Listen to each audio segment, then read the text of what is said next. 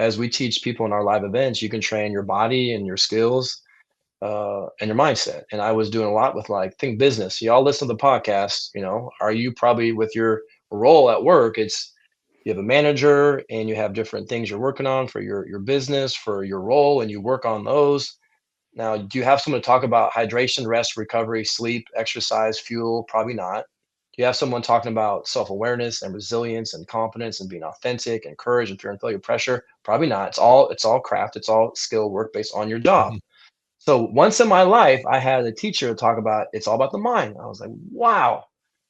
And I just saw lots of growth in my life. I was healthier, happier, I was a better, husband, father, just friend, but I was freaking setting sales records. So as much as this is like mental wellness, this is a performance. This is like Yeah. NOS, Fast and the Furious. I mean, this will supercharge your ability to either have energy, have courage, Mm. be more authentic, take more risk in a good way. So as much as we say, man, it's about mental wellness, mental training is a performance enhancer. So by having that experience, I was just like obsessed. Welcome to Limitless Minds, the podcast where curiosity meets greatness. Each week, co-host DJ Eitzen and Harry Wilson sit down with some of the most exceptional individuals across sports, business, and beyond. From world-class athletes and peak performance coaches to visionary CEOs, entrepreneurs, and influential authors, they dive deep into the stories and strategies that drive extraordinary success. If you're ready to discover what it takes to be truly limitless and push beyond your own limits, you're in the right place. On today's Limitless Minds podcast, we have a former two-sport Pac-12 Washington State Cougar, a football and baseball player, and a perennial top 1%er in the biotech industry. Collin Henderson has become a renowned speaker, author, and peak performance coach with a passion for helping individuals and teams unlock their full potential. Collin has coached elite athletes, corporate leaders, and high-performing professionals, empowering them to overcome mental barriers and achieve sustained success. His expertise in mental conditioning, habit formation, and emotional intelligence has made him a sought-after thought leader in the field of personal development. As an author of several books on mindset mastery, Collin continues to inspire people to live with purpose, resilience, and confidence. Check it out. All right, we're back on the Limitless Minds podcast. Today we got a special guest, an old friend of ours. It's been a part of our ecosystem for a number of years, really since the very beginning, the genesis. So Collin Henderson is an OG. Like I said in the intro, Collin, has a lot of background that he and I certainly share, which are two-sport college athletes, football and baseball. Why you say he and I share? Like I'm not an athlete. Like I said two-sport. I said two-sport. You play just one measly sport. True. That's you know true. what I mean? You're right. You're right. This is just the best sport. That was it, though, right? With the hoops. Yeah. Right? You play one measly sport. You know what I mean? We were busy playing two. You know what I mean? We had to cross both paths. You know what I'm saying? That's facts. That's right. And there was football and baseball, same sport. Now, what he does have in common with you is how many children you guys have made. And so that's an common thread that you guys have. 5 kids, beautiful kids down in Nashville, built a great family and a great father. And it's a lot of respect for Collin. And of course, he's become really one of the, highly sought after coach, speaker, author, mentor. You can lay out the accolades, but he's a beast. He's a beast. Yeah. So Collin's a close friend of ours, and we're just excited to share him with the audience and talk about a few different topics. We're actually going to make this a 2-part podcast because there's a lot to cover. And so just stay tuned for part 2. But today we want to talk a little bit about a number of things: doing versus being, and identity, and how to manage, that versus self-worth. And so we want to get started. But before we do, Collin, I laid out a high level, a little bit of your background. Maybe tell us a little bit more about, your background, where you came from, how'd you get here today? Well, can I just acknowledge greatness and gratitude, Harry DJ, for having me on the show. I remember, Harry, we met at a Starbucks in Issaquah. We connected right away. DJ, we connected over faith, over parenting, over just values of love and service. And I was in pharma. Y'all were in pharma. I mean, we just have so much in common. And so I'm so grateful to see where this organization, Limitless Minds, Trevor changed my life. If we had a 3-year anniversary when he passed, and like how many people have we heard Trevor Moad changed my life, and y'all are a part of that. Let's not forget that. Like y'all saw what Harry and DJ, what y'all were doing with Russ, and then hey, Trev, bring that stuff to my team at Horizon, because we saw the impact of like the mental game and mindset work. It's not just sales strategy, it's the like psychology of like self-doubt and fear, failure, self-worth, how to use words as tools, how to visualize, how to, habits, form your habits form you. Like people wouldn't know about Trev like they do if it wasn't for you two. Yeah, So appreciate that, man. and Trev was a mentor for both of us. So let's just give a shout out to the real OG of No Limitless doubt. Minds. And so yeah, I just want to So extend cool. gratitude. So even now, I think I remember Charlie Martin, one of my dear friends, like a brother, is like, man, you haven't met Harry yet? Y'all like the same person. And his boy DJ, they're starting this mindset thing. I was just in this new mindset journey. And I remember in my house, looking in my living room, looking up Limitless Minds, and I'm like, dude, this is so cool. And then fast forward, I mean, look at where we've come. I mean, amazing app. We have amazing room tilter coaches. We are trying to normalize mindset work beyond just sport. So let's just acknowledge we got a lot to go, but we've done some awesome stuff. Yeah, man. I I appreciate that, man. man. Yeah, and you mentioned your career in sales and in pharma biotech space. Like, tell us a little bit about that time, and then and how that impacted this drive and this kind of fire in your belly to teach others how to optimize the performance and leverage their mind, as they look to achieve across different parts of their life. Yeah, I feel like I'm at this place I'm at not because of my success, because of how I failed and what I've learned Mm. from it. Um, my personal mission statement is to transform lives and normalize mindset training, because what I saw when I was a student athlete, had success, was a starter, was popular, was a great student, but like a lot of if you're in dance, music, debate, the arts, gaming, it's not just sport. If you perform, I think a lot of us get into this trap of we are outcome junkies. Mhm. Our self-worth and our happiness is directly tied to a result that we can't control. And that is conditioned a lot from childhood. It's conditioned by our society praising. Now, imagine what kids got to deal with Instagram. Now, if we had TikTok and Instagram, my anxiety would be even beyond what it was when I played. You would have been dancing Mm. on that. You would have danced on that. Hey, anyway, Don't think I wouldn't be putting some eight counts down, and you'd Definitely. probably be singing. We'd probably do a boy band Yeah, anyway. that's true. But I perform at a high level, but I struggled, and it wasn't enjoyable. I remember when I was in college, I had a conversation with my mom. Again, I'm starting captain. I'm like, Mom, I don't get excited. I don't know what's wrong with me. We're having breakfast. Like, I don't know what's wrong with me. Everyone says this is the best time of your life, but I don't feel it. And then that carried me after graduate school. Got into sales. A lot of athletes get into sales. It's a direct correlation. A lot of times you put in the work. There's a winner and loser. There's competition, and I had success, but like I just always felt like, why is this? How come I'm just stressed all the time, and I'm not having fun? Because again, I was subconsciously attaching my worth to a ranking. And in 2014, I changed companies, and I got exposed to a mindset teacher. I'd never heard of this stuff before. And he started talking about the mind, and here's books you can read and different concepts. So I just got exposed to, with Trevor, what he was doing for a long time. And I didn't even know that was even an area that you can work on. So as we teach people in our live events, you can train your body and your skills and your mindset. And I was doing a lot with like think business. Y'all listen to the podcast. Are you probably with your role at work? It's you have a manager and you have different things you're working on for your business, for your role, and you work on those. Now, do you have someone to talk about hydration, rest, recovery, sleep, exercise, fuel? Probably not. Do you have someone talking about self-awareness and resilience and confidence and being authentic and courage and fear and failure, pressure? Probably not. It's all craft. It's all skill work based on your job. Mhm. So once in my life, I had a teacher talk about it's all about the mind. I was like, wow. And I just saw lots of growth in my life. I was healthier, happier, I was a better, husband, father, just friend, but I was freaking setting sales records. So as much as this is like mental wellness, this is a performance.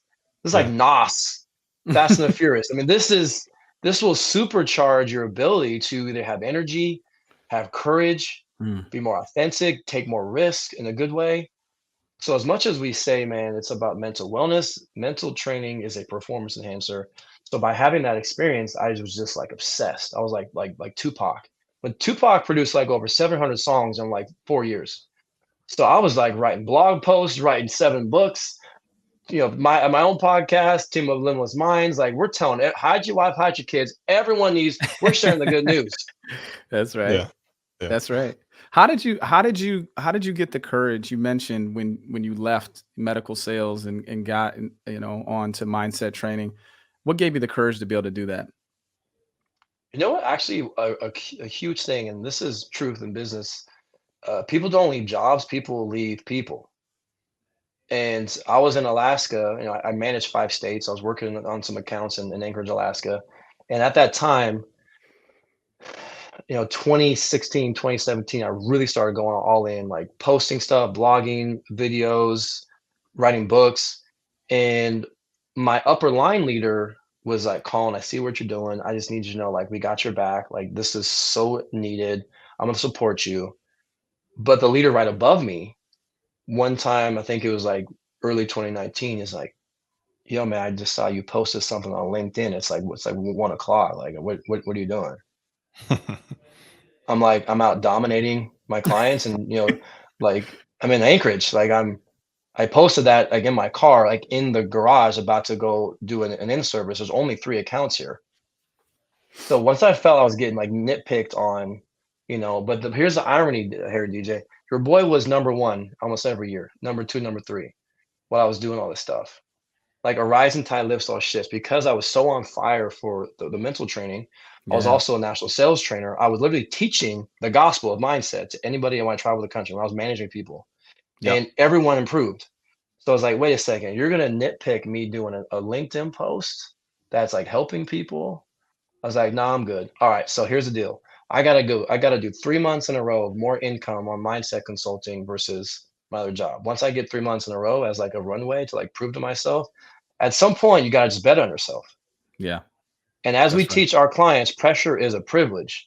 What a privilege it is to have a vehicle to teach the gospel of mindset, to teach about, are you leading with mindset, or are you leading about just a metric?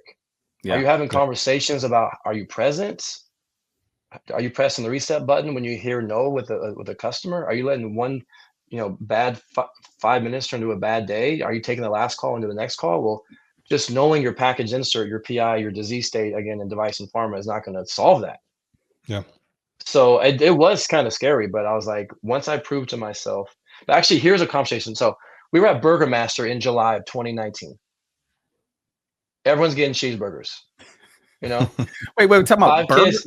Burger Master? Burger Master No, in Bellevue, Washington. It's we like don't a have drive-in those. joint. Okay. It's a drive-in joint, but it's like mom and pop old school burger joint. Okay. And I was getting everyone's stuff and I was throwing the garbage. And like for some reason, maybe it was a voice of God. I don't know. And I was like, do you think Tony Robbins would be selling catheters and doing all his coaching and consulting and speaking around the world? Probably not. If you're the best in the world, you're going to bet on yourself. Yeah. Yeah. So I was like, all right, okay, I've already put 3 months in. I'm gonna have the courage to let Bard Medical know that, thank you so much, because this company gave me a platform and supported me, stuff I learned. But now I feel like I've outgrown my calling, my purpose is bigger than me. So I need to I get to just step in faith and just go for it. Well, like I think it's society kind of teaches us certain ways of doing, right? In fact, oftentimes society values the doing, right, over the being, right? You talk and what you're describing is kind of like this understanding of we're human, we're human beings, as one of our friends always likes to say, we're human becomings, right? But talk to me about the difference between doing and being, and how this mindset can how the doing mindset can lead to burnout or feeling disconnected, while the being mindset may leave in a different place. Like, talk about that a little bit. Can we just break the fourth wall, acknowledge being a great partner, and transitioning that into what we're going to talk about, Harry? Hey, improv. No, you set it up. I mean, make it rule number one. The boy's good. Travis Thomas says improv rule number 1: make your partner look good. So I got to give a shout out to both of them. Okay. So first, I want to teach something, and then I want to talk philosophy and ask a question to y'all and to the audience. We're going to teach, and then we're going to involve the audience. Yeah. So there are 4 levels of motivation. Level 1 is the weakest, and that's fear. You can motivate someone off of fear, as in, if you don't get this, you're getting fired, or criticizing, yelling, condemning. I think, Tua had a really powerful podcast in August about his previous coach led through fear and that how it made Yeah. him feel. And then his other coach led through love and that how it made him feel. Yeah. I mean, it's going to drive you to change, but you can't sustain it. Level 2 to create drive is extrinsic motivation. So those both would be tied to doing. I have to do in order to get approval or praise or to get the job done. Now, let's look at, as we're elevating the power, level 3 is intrinsic motivation. I'm doing it because I love it. I'm passionate. It gives me energy.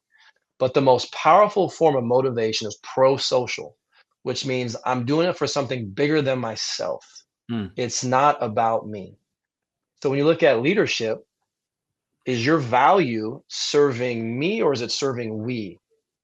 Are you a me leader or are you a we leader? And then once I saw, I'm probably going to take a pay cut. Really, I am going to take a pay cut because I'm double dipping and Right. I'm getting device, salary, and I'm also getting the mindset stuff. But I'm going to lose money, but I'm gaining energy. I'm I'm Mm. I'm growing in knowledge. I'm growing in impact. I'm spreading that reach where I don't know, it's not about the stage and the limelight. So doing versus being. Now here's philosophy. Harry and DJ on the ones and twos. Let's Here we go. go. Here's the question for the audience. This is a deep question. If I'm coaching executives or if I'm having workshops or just mentoring, I ask this question. I want us to think. It's philosophy. Does the arrow find the target or does the target attract the arrow? Y'all weren't prepped DJ, on this. Y'all weren't even you go prepped ahead. on this. So I I I would say that the arrow finds the target. That's it's so philosophy. You can argue either one. okay. Yeah. You want I to mean, you want to yeah, expand I on think many that? would say the arrow finds the target. Yeah. Well, I mean, listen, I want to be in control over the arrow, right? You know what I mean? So like, Ooh. I can guide the arrow, right? Mm. And so like I want to be in control. I don't want the target to be in control of me. You know what I mean? So like I want to be, like I want to be able to, dictate the story, put my work into it. I believe that hard work works. So I think the arrow is the kind of the hard work. So that's my thought. You know what I mean? Well, but once you realize you just Making fell me second guess into my myself. trap, you just fell into my trap, and I like to Good. teach off of Okay. questions, and get Yeah. you thinking. Yeah. Again, remember this section of the podcast is around doing versus being. Yeah. And Harry, you said a really powerful word I want us all to pay attention to is you want to control. Mm-hmm. And that's such a scary thing, which a lot of us high performers, because I tell people I'm a recovering perfectionist, people pleaser, who's codependent, who gets worth tied to performance. So when I was at Washington State and I wasn't getting the catches that I thought, I wanted to, that I felt good about myself, there's a term called cognitive dissonance. There's this disconnect with how I see my identity with my output. So my Mm. coping mechanism, I'm going to grind harder. I'm going to run more routes after practice. And guess what happened? By shooting more arrows, man, and trying to control my worth and my happiness, my performance went backwards. I got slower. I was burnt out. I was overwhelmed. So again, this is philosophy. This is just my opinion. I want us to start working as human beings. Stop getting your worth from doing and trying to control and trying to achieve and trying to reach. Now, I love goals. I love standards. But let's break down the 3 rings of being a target. Targets don't move. Mm. Targets know who they are. Targets aren't reaching for validation. Targets let people know what we stand for, what we're about. Because I think a lot of us, like me, forever, man, I was trying to find significance and worth. And when I let that arrow go, my hitting the bullseye was predicated on something out of my control. Like I was trying to hit something I couldn't control. That's external. So when you become a target, you attract abundance, clarity. So the first bullseye that we're going to do now, we're in the mind gym now we're going to start building. This is not just motivation. This is not inspiration. This is transformation. So the middle circle is your identity. Where do you get self-worth from? From doing or from being? Do you know who you are? Do you know what you stand for? Do you have core values? What's most important to you? How do you derive self-worth? A simple thing we can do, all of us right now, is in that circle, I call this drill your me wheel. Think about spokes coming out of a circle. Those are like spokes on a bike. If you just have one spoke of I'm a founder CEO, I'm a sales leader, I'm a basketball player, or I'm a welder, or I'm a dancer, fill it in. If that's your only identity, guess what happens when you have adversity, challenge, change? That wheel is not very strong, is it? Mm.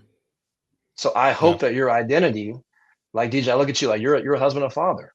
Like you have your faith about you. You know, you volunteer. Harry, I mean, you're a family dude. I mean, you have things beyond just limitless minds. But how many of us have our identity tied to what we do and a label that we have? Yeah. So what is Yeah. the difference between identity and self-worth? Or I like what think is, or maybe not even the difference, but like how do they compete with each other? Hmm. so. A few catchphrases to think about is you never outperform your self-image. And a lot of times it's how are you deriving value within yourself? So Mhm. self-worth basically is how do I love myself? How do I see value in who I am? And that's where I think we need to kind of shift our perspective. Now, I'm all about putting in work. I'm all about, putting in the hours, but I think what we need to start looking at from within is what are we obsessed with? What are we curious about? Dude, I don't count hours. Do I get paid, not paid? I don't know because I'm making an impact. And Right. I know Right. this value is reciprocal. When you bring value and you come with a place of love and service, like it always comes back to you. Yeah. Yeah. So, and I'm thought of that fourth of motivation, that pro-social. Am I showing up being of service? Yes. Yes. And and part of the trick here is knowing your worth.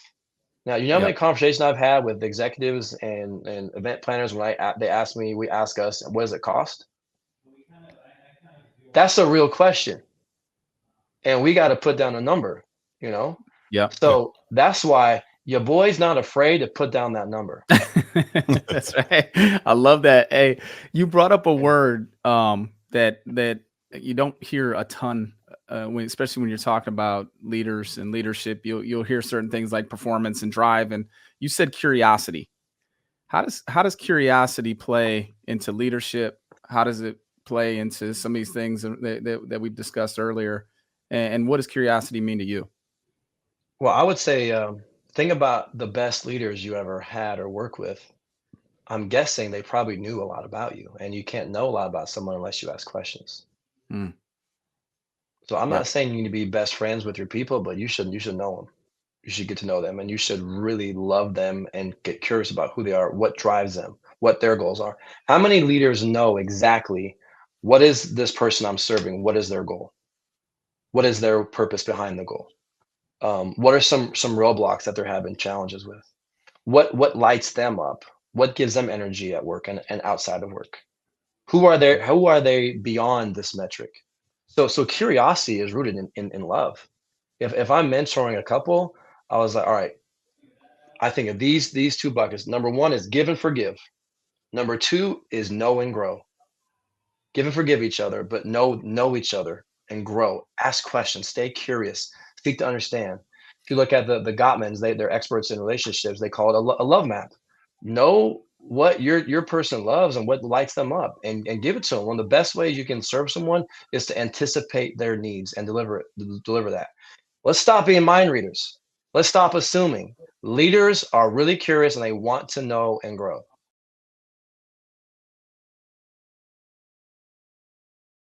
Hey, That's so awesome. Colin, I didn't realize you do some mentoring with couples, or and like relationship mentoring. Like tell me about that. I didn't know you were doing that.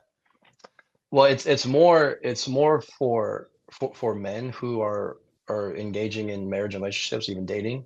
No, Mhm. I mean I rarely it's super private. I don't talk about it, but I was divorced like a year and a half ago, and it was really tough on me because I'd never wanted it.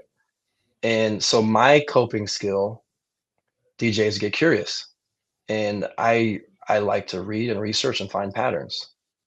And I saw a lot of disconnect in marriage and relationships is just a lack of training. I mean, it's not a lack of want to, but have you ever seen something super risky as marriage and relationships with so little training? That's so true. That's so And true. and all I remember from our premarital counseling was through our church, the couple that went to get trained on is their house was filled with art stuff of ducks and bunnies. There's not one thing I remember from the actual training. I remember they had like paraphernalia and trinkets of ducks and bunnies. That's all I Yeah, remember. that's it. So I yeah. So I just think like if you're if you're in leadership, if you're in a relationship, how is your relationship fitness in terms of conflict, in terms of self-awareness, in terms of, pain that's not properly processed gets projected. So if you're not aware of like some of your, and we're going to talk about part two, like some of your like trauma bonds and like what has conditioned you to, have an attachment style which is anxious or an avoidant attachment style. I think learning about relationships and partnerships and communication and forgiveness and commitment and listening, like all these things are super powerful. They're not trained. Yeah. Yeah. Mhm. And how can you are there some like tools, tips, tricks, strategies, whether it's journaling or, meditation Mhm.